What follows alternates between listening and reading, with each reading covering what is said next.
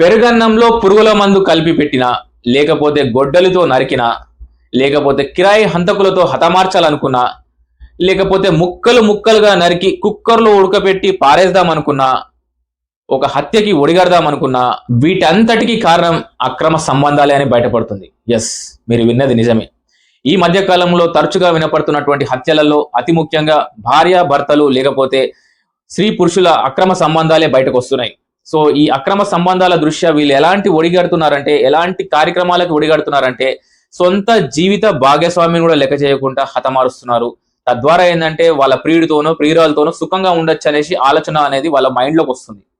కానీ ఒక విషయాన్ని వాళ్ళు గమనిస్తలేరు. ఏంటంటే లాస్ట్ కి ఎంతటి నేరమైనా కూడా ఇవాళటి ఉన్నటువంటి టెక్నాలజీని బేస్ చేసుకునేసి మిమ్మల్ని పట్టుకుంటారు, మీరు కటకటాల పాలవుతారు అనే విషయాన్ని మర్చిపోతున్నారు. చూడండి, మీరు గత కొద్ది సంవత్సరాలుగా జరుగుతున్నటువంటి విషయాలలో ఖచ్చితంగా వాళ్ళు కటకటాల పాలవుతున్నారు. ఒకవేళ మీరు తప్పించుకున్నా కానీ కూడా విధి మిమ్మల్ని ఎక్కడి నుంచో శిక్షిస్తుంది. అలాంటి సందర్భాలు కూడా మీరు చూస్తున్నారు.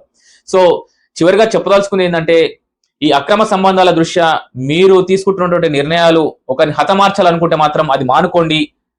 మీరు ఖచ్చితంగా ఇలాంటి కార్యక్రమాలకు ఒడిగడితే మటుకు కటకటాల పాలవుతారు, జైలు పాలవుతారు, మీ పిల్లల్ని మీరు ఆగం చేసిన వాళ్ళు అవుతారు, మీ సంసారాలు ఆగమవుతాయి, దాని తర్వాత మీ కుటుంబాలు ఆగమవుతాయి, ఇరు వర్గాల కుటుంబాలు ఆగమవుతాయి అని తెలియజేస్తూ సెలవు.